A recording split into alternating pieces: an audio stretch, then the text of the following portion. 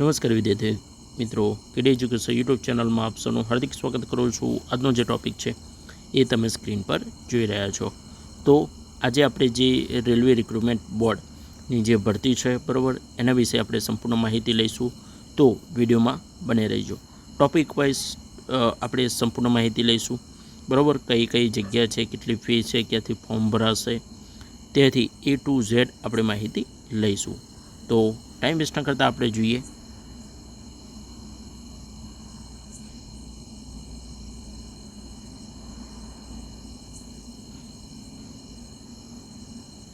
तो જોઈએ આપણે government of India ministry of railways recruitment board, તો તેના વિષયમાં આપણે ચર્ચા કરીએ। તો આ જે છે એનું નોટિફિકેશન છે બરાબર, જે તમે અહીંયા જોઈ શકો છો। જે નોટિફિકેશન ડેટ છે બરાબર 3/2024ના રોજ ડિક્લેર થયું હતું। હવે રિક્રુટમેન્ટની વાત કરીએ તો રિક્રુટમેન્ટ કઈ કઈ છે, તો junior engineers, depot materials superintendent, chemicals and metrological assistants, chemical supervisors એટલે કે research and metrological supervisor research. તો આટલા જે ટેકનિકલ એક્ઝામ છે બરાબર, તો તેના વિષયમાં ચર્ચા કરીશું। તો સ્ટેપ બાય સ્ટેપ શું ક્વોલિફિકેશન છે બરાબર, એ પછી એક્ઝામ કેવી રીતે લેવાશે, સિલેબસ શું રહેશે, ફીસ કેટલી છે બરાબર, ક્યાંથી ફોર્મ ચાલુ થશે, આની સંપૂર્ણ માહિતી આપણે લઈશું। તો આગળ જોઈએ આપણે।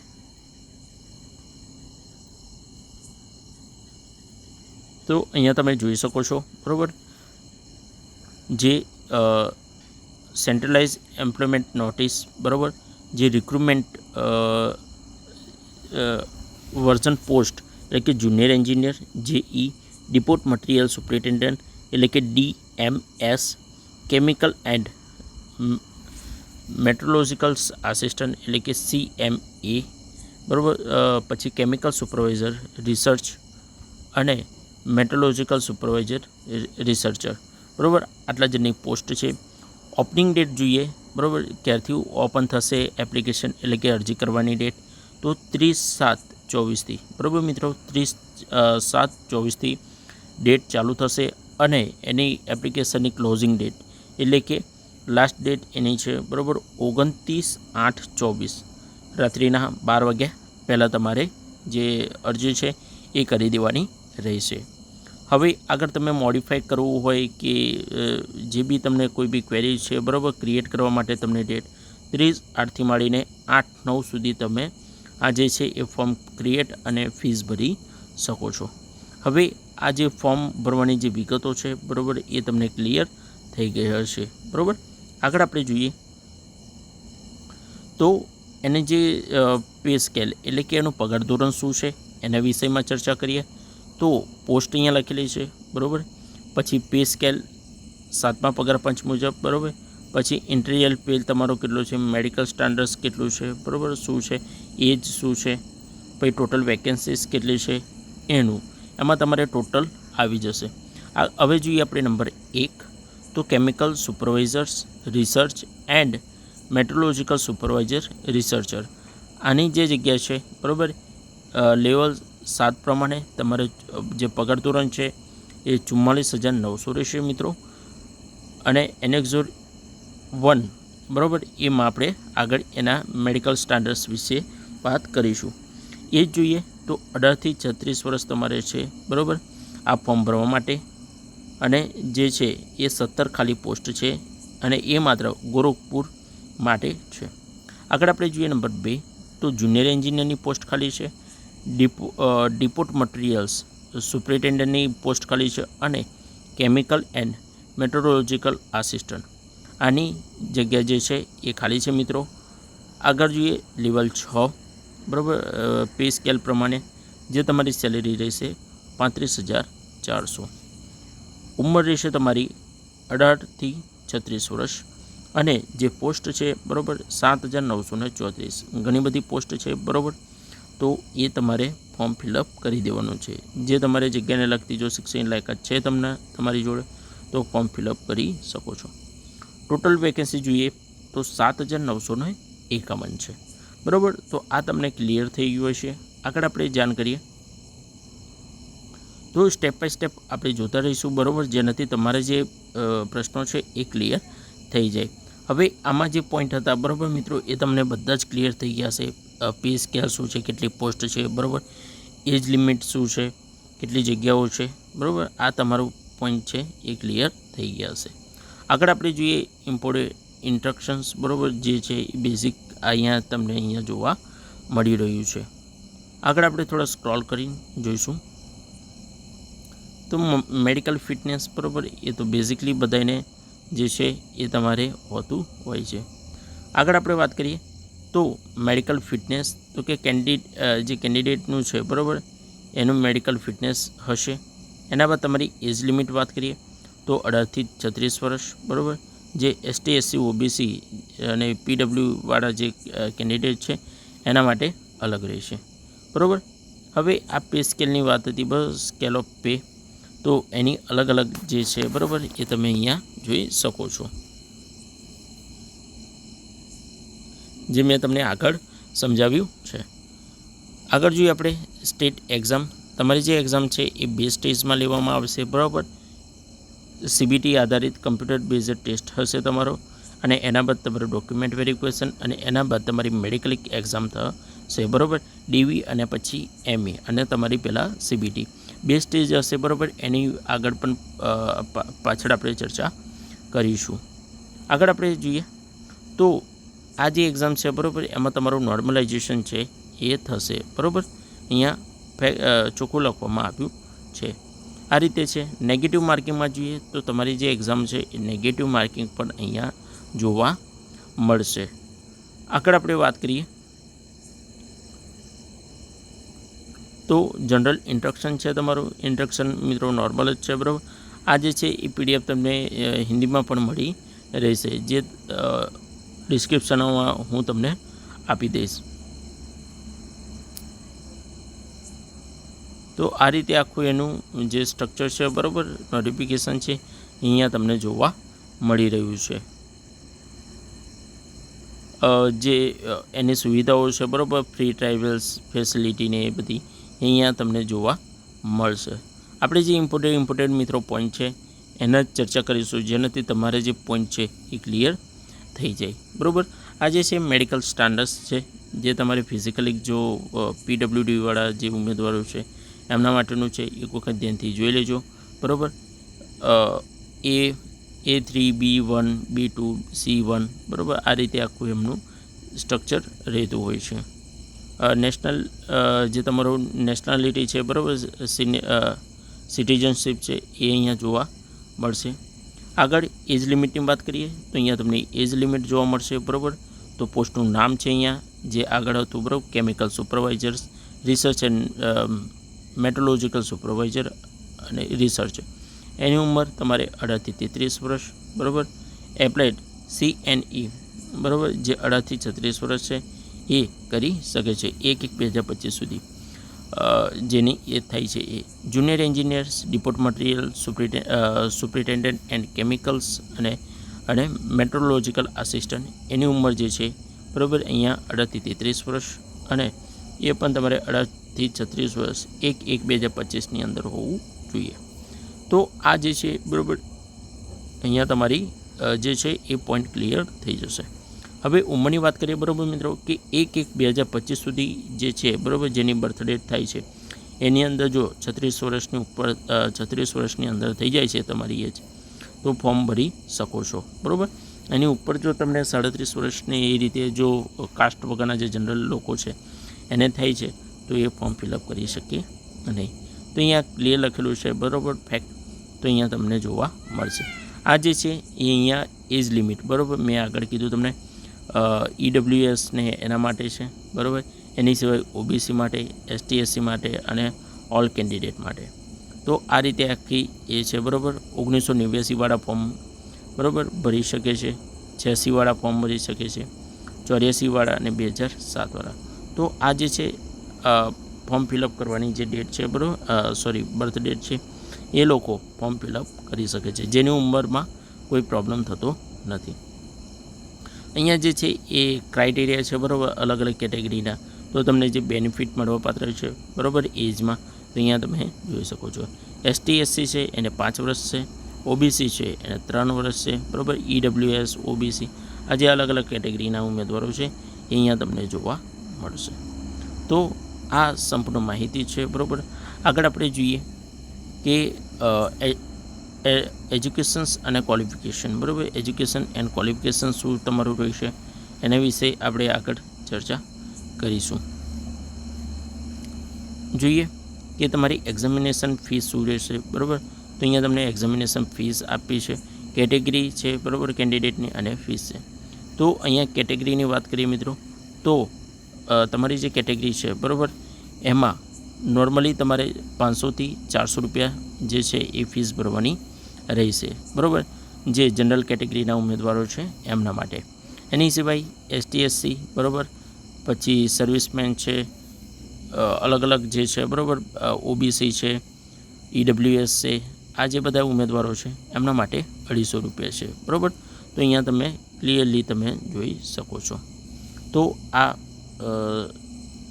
ફીસનું પણ આપણે વાત કરી લીધી, જેને 250, જે અનામત કેટેગરીમાં લાગે છે એને 250, અને જે બિન અનામત ઉમેદવારો છે એના માટે જે છે એ 500 રૂપિયા ફીસ રહેશે. આગળ આપણે વાત કરીએ તો આ જે છે એ જનરલ ઇન્સ્ટ્રક્શન છે, બરાબર, એ ધ્યાનથી તમે વાંચી લેજો જો તમે ફોર્મ ફિલઅપ કરો છો તો, બરાબર. તો આગળ આપણે વાત કરીએ 1 બાય 1નું તમને દરેક સ્ટેપ ટુ સ્ટેપ તમને સમજાવીશ, બરાબર.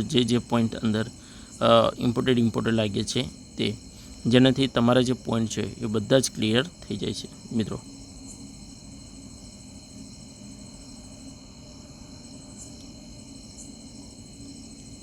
આ જે છે અહીંયા તમે જોઈ શકો છો, બરાબર, તમારું મેડિકલ સ્ટાન્ડર્ડનું જે છે અહીંયા જોવા મળે છે. ડિસેબિલિટી શું શું હોવું જોઈએ, બરાબર, બ્લાઇન્ડનેસ છે, લો વિઝન છે, બરાબર, હેરિંગ લોસ છે, આ બધું અહીંયા જોવા મળે છે. આમાં તમને જે છે બેનિફિટ મળવાપાત્ર હોય છે, જે પીડબ્લ્યુડી ઉમેદવારો હોય છે તેમને.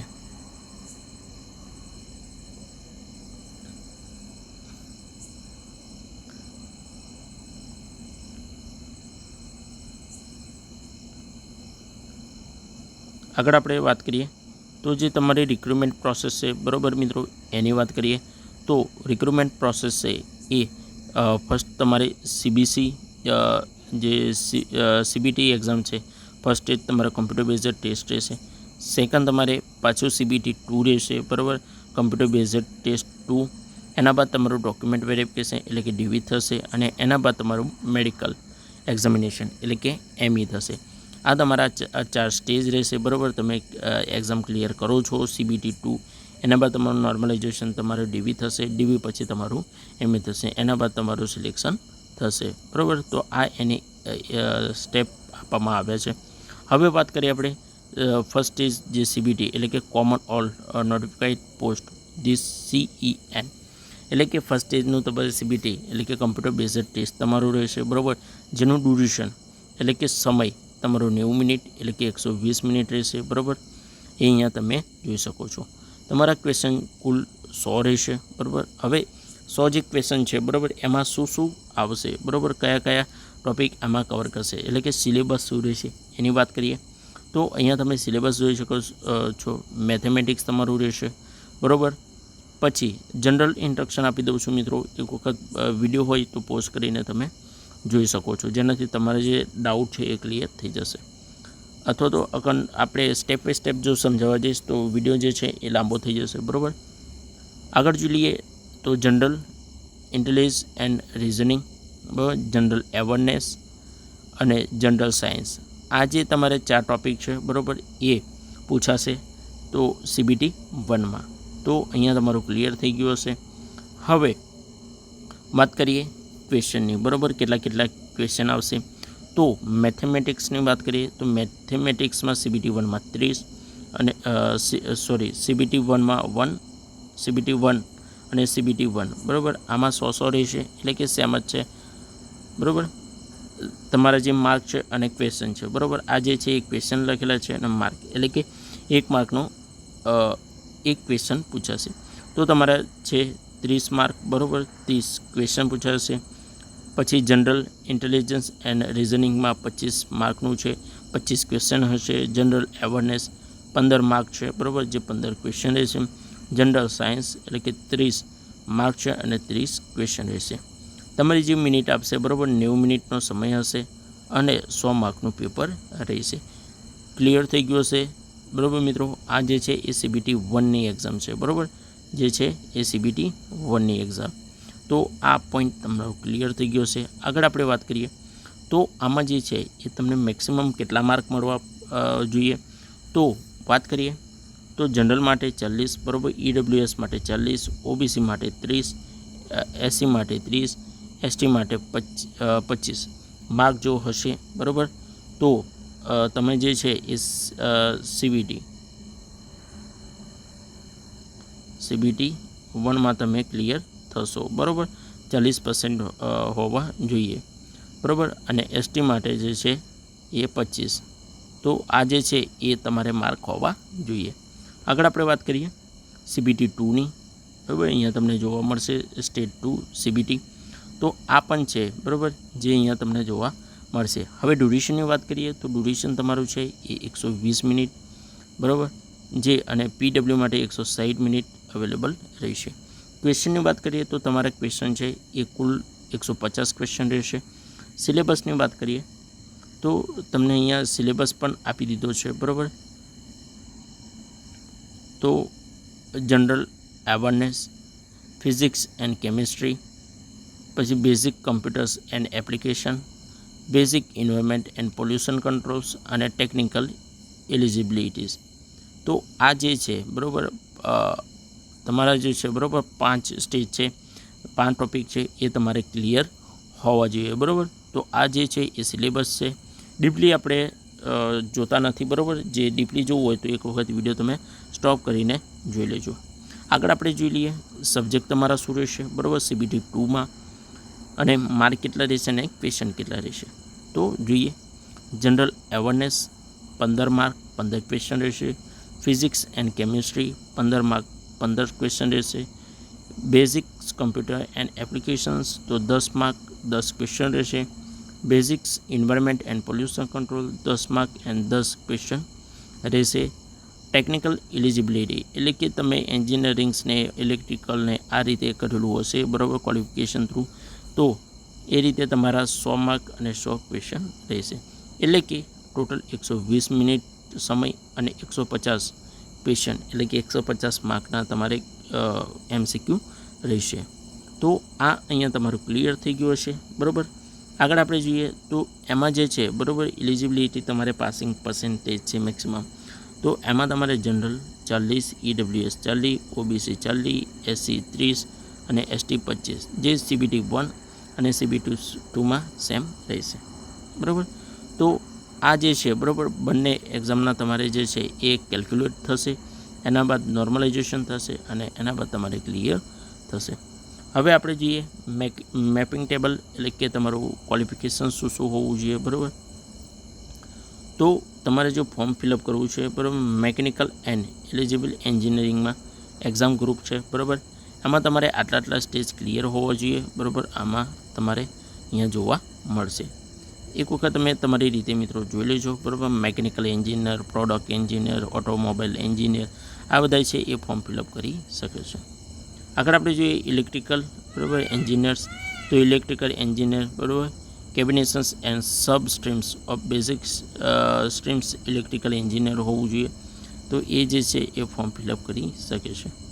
આગળ જોઈએ આપણે ઇલેક્ટ્રોનિક્સ એન્ડ એલિજેડ એન્જિનિયર્સમાં શું. તો આ રીતે આપણું computer science and engineer, computer engineer, computer science, information technology, આ રીતે છે આખું સ્ટ્રક્ચર હોય છે, બરાબર. આ જે છે એ તમારે diploma engineering, bachelor degree engineering technology, આ જે છે એ ફોર્મ ફિલઅપ તમે કરી શકો છો. આગળ જોઈએ આપણે સિવિલ, બરાબર, એન્જિનિયર્સ. તો BE સિવિલ હોવું જોઈએ, સિવિલ એન્જિનિયરિંગ. પછી combination and sub streams basic streams civil engineering હોવું જોઈએ.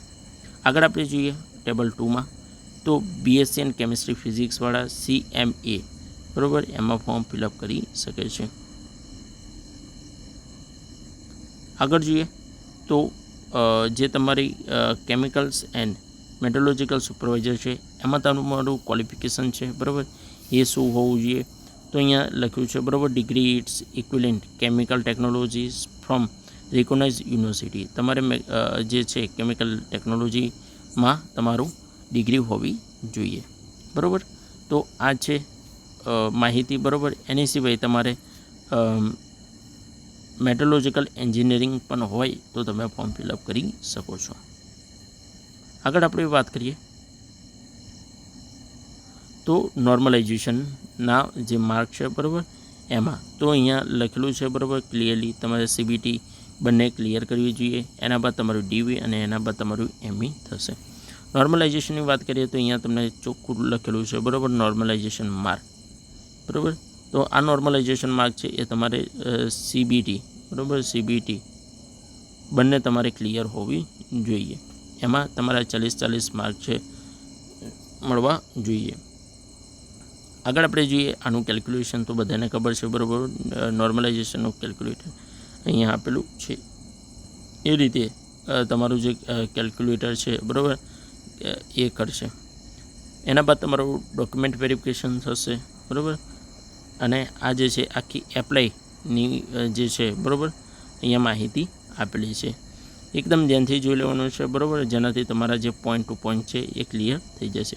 હવે જે અમદાવાદ, બરાબર, અમદાવાદમાં વેકેન્સી હોય તો અહીંયા તમે અમદાવાદની અલગ લિંક આપેલી છે, બરાબર. અહીંયા તમે જોઈ શકો છો rrpamdabad.gov.in પર તમારે ક્લિક કરવાનું છે. એની જે વેબસાઇટ છે, બરાબર, એના પર જઈને તમે નોટિફિકેશન ડાઉનલોડ કરીને ફોર્મ ફિલઅપ કરી શકો છો. તો અહીંયા તમને આખી સંપૂર્ણ માહિતી જોવા મળશે, બરાબર. તો મિત્રો, તમારા જે ડાઉટ છે, બરાબર, એ ક્લિયર કમ્પ્લીટલી થઈ ગયા હશે. તો વિડીયો ગમે તો વિડીયોને લાઇક, શેર, સબસ્ક્રાઈબ પણ કરતા રહો અને જેટલું બને એટલું આપણે મિત્રોમાં પણ શેર કરતા રહો. એક નવા વિડીયોમાં આપણે ફરી મળીએ. તો મિત્રો, રજા આપજો. નમસ્કાર.